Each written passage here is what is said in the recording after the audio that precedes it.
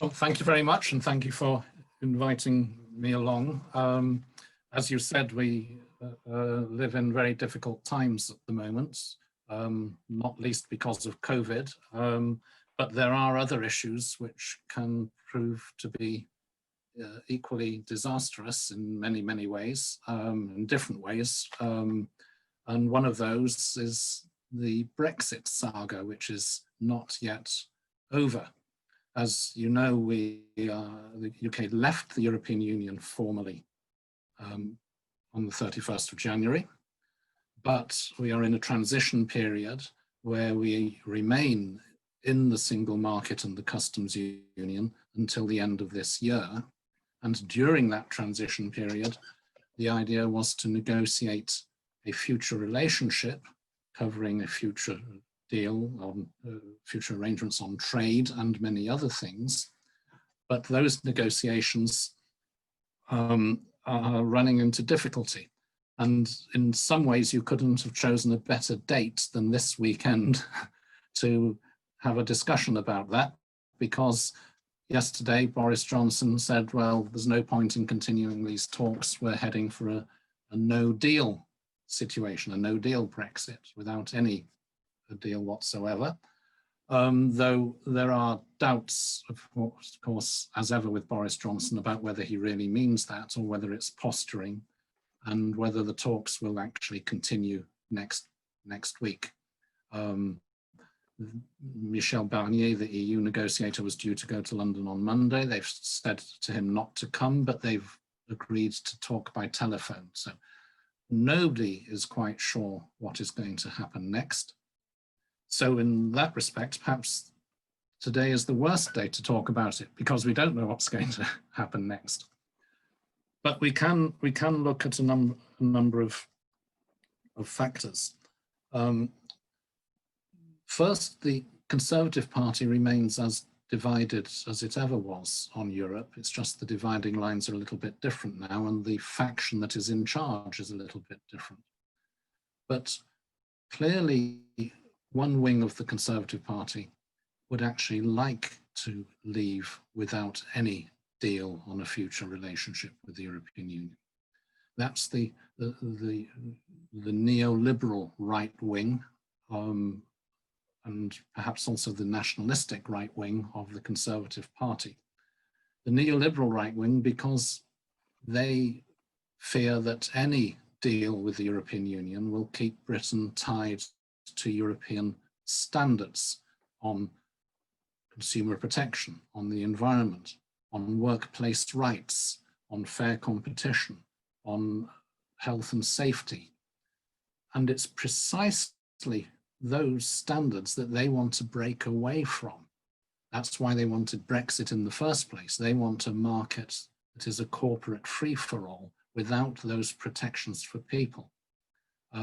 And they want Britain to realign with the USA in those respects, and indeed in other respects, and having a corporate free-for-all. They disliked the European Union precisely because the European Union single market, the world's largest market, was a market with rules. Rules to protect workers, rules to protect consumers, rules to protect the environment. Rules, by the way, which could have been better. That was part of our job in the Socialist Group in the European Parliament, to fight to improve that. But they were significant enough for the neoliberal right to go apoplectic. And that's why they wanted, one of the main reasons they wanted to break away from the European Union. So they are wary of any deal. Other conservatives, and others in the country, of course, do want a deal, especially even some conservatives, those that are closer to industry or to agriculture, that realize what impact there would be overnight if there's no deal. They want a deal, because leaving without a deal, without replacing current arrangements, means that overnight you are outside the customs union, outside the single market, without having made any alternative arrangements. So there would be, on the customs front, there would be tariffs, and because you'd fall back under WTO rules, and outside the customs union of the European Union, you have to pay their external tariff. The EU cannot waive that for the UK under WTO rules in the absence of a deal, nor vice versa. We would immediately have the ending overnight of all legal arrangements that affect the right to participate in Europol and judicial cooperation, the right to participate in EU research programs, the right to for the guarantee that the European health insurance card is still valid. All that ceases overnight, automatically. Erasmus, nothing will apply to the UK, even potentially aircraft landing rights, unless you've replaced them with some kind of deal to replace the legal arrangements we have by virtue of being in the EU. So there is this division, and nobody is quite sure which way Boris Johnson is going to jump. One of the problems with Boris Johnson, he's very bombastic. He likes standing in front of the cameras and making sweeping statements, pretending he's Winston Churchill. The time has come to break loose. Britain has nothing to fear, and all these other grand statements. But underneath, even he must be aware of some of the problems of leaving without a deal. But what governs his decision is more to do with the internal politics of the Conservative Party, how he can keep the leadership of that party more easily, because one wing or another is going to be annoyed with him. That comes on top of the fact that there is increasing disquiet about him, even within the Conservative Party, over his handling of COVID and the COVID crisis. So he's actually in a much weakened position, given that he's only been their leader for just over a year. He's nonetheless in a very weak position.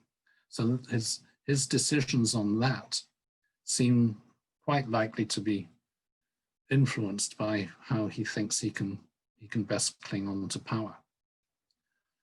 The EU on its side is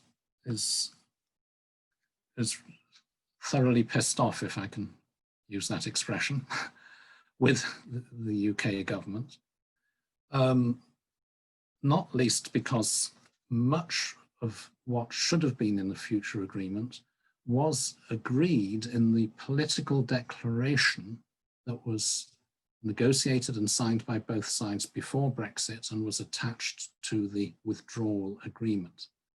That political declaration did indeed envisage cooperation in a number of fields and a free trade agreement between the EU and the UK with zero tariffs, linked to the UK on its side respecting, well, on both sides respecting a level playing field, so that the UK would not seek to compete in the single European market, to which it still remains objectively highly integrated, compete by means of lowering standards, having lower rules on consumer protection, workplace rights, or the environment, or by giving subsidies to individual British firms to outcompete their continental counterparts, to stick to the EU state aid rules, at least the broad framework.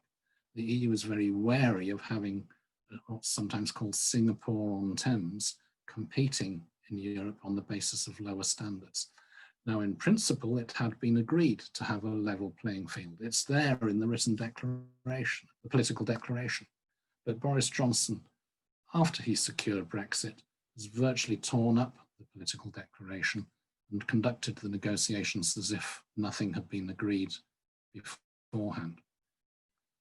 They're also annoyed with him for a second thing he's torn up, and that is part of the withdrawal agreement. It's the protocol on Northern Ireland, which is a legally binding document. It's in force. It has the status of an international treaty.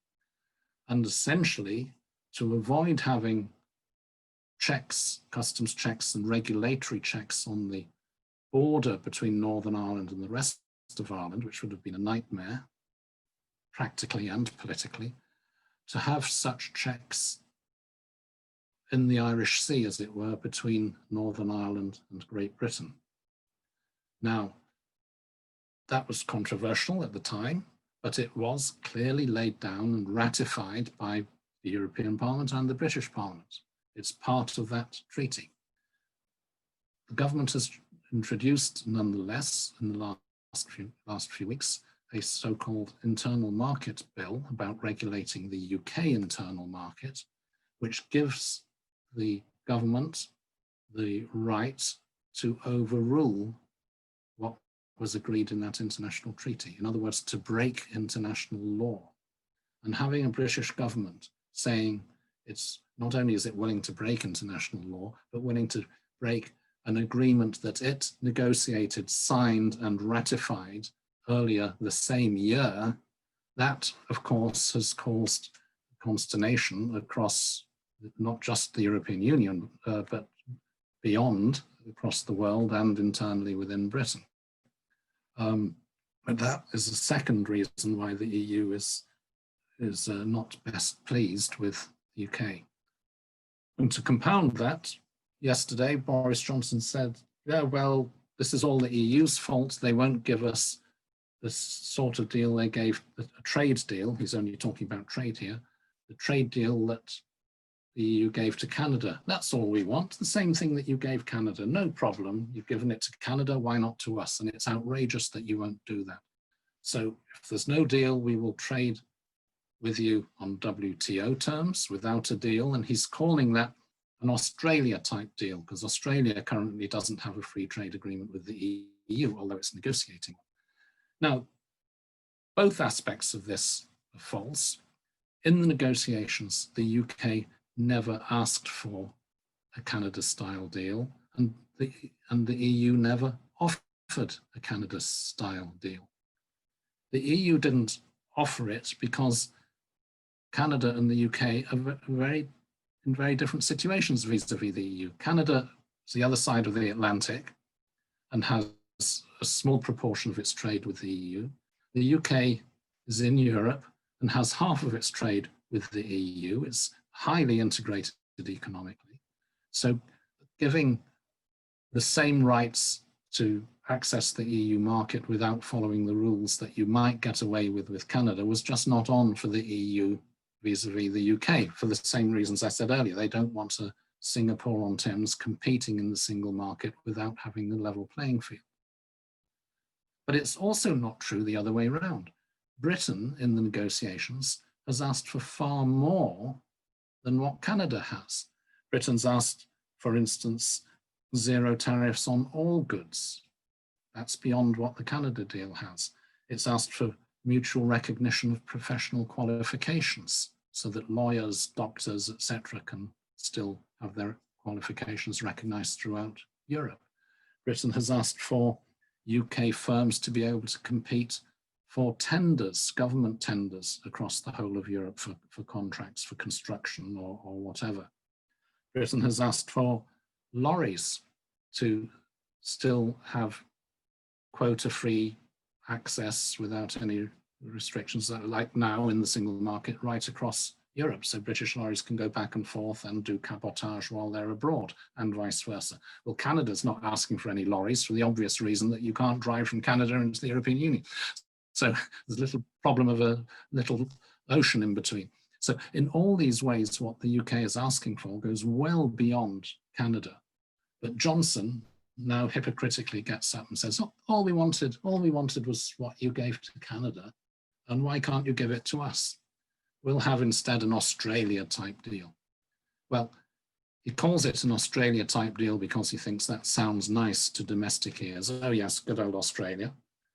But as there is no deal, free trade deal between Australia and USA, you could equally call it an Afghanistan style deal or a Tajikistan style deal, because those countries also don't have a free trade deal with the European Union. He's disingenuously calling it an Australia type deal simply because it sounds good, and he hopes that most people won't look into the details. And certainly most of the British press, which just cheer him on, will not query him on those details. So that's where we are in these negotiations at the moment, and nobody knows for sure where it goes next. what we would need, if you're leaving the European Union, is a deal that keeps as much access as possible for Britain. Access on the things we've just discussed, to this single market for our exports and, by the way, for our supply chains, which is very important, including our food supply chains, but access also to the research programs, to Europol, to the European Health Card, to all the different things, aspects of the European Union where we benefit from pooling resources and which are individually not controversial in Britain, not usually, not most of them, and which most people appreciate you benefit from. We're about to lose that access, not through the fault of the European Union, but through our own fault, our own government. And that's something that we should be holding him to account for, so that when he comes back, either with no deal or a bad deal, because I still think there probably will be a deal, but it'll be a very bad deal that doesn't guarantee this sort of access, then there will be a big economic hit, and a hit in other ways, security and universities and other things. And then you can better hold him to account. And you can also say that when Labour comes to power, we will envisage, at the very least, a closer relationship with the European Union. Some people say we should campaign to rejoin. I think now's probably not the right time to say that. But when, on the 1st of January, we find ourselves out with a bad deal or with no deal, the consequences of Brexit will become much clearer. And they're going to be pretty negative. They will certainly bear no resemblance to what was promised. Remember the Leave campaign, Boris Johnson, Michael Gove saying, well, this will be the easiest deal in history. It will help our economy. It will save lots of money that will all go to the NHS. Well, manifestly, Brexit already now is not an easy process. It's costly, it's damaging to the economy, and it harms the NHS. It doesn't help at all. That is something that public opinion seems to be grasping. If you look at the latest opinion polls, there was a big majority saying that Brexit was a mistake. So we should be in a position to argue that we need to rectify at least some of those mistakes as best we can. But exactly how it's going to pan out, we still don't know. The next few days might clarify a few things, but it's certain that we're heading either to a no-deal Brexit or a very bad deal Brexit. Certainly not a Brexit that would meet the red lines that Labour laid down last year and the year before, as to the sort of Brexit that might be workable, at least would be less damaging for the British people. Thank you.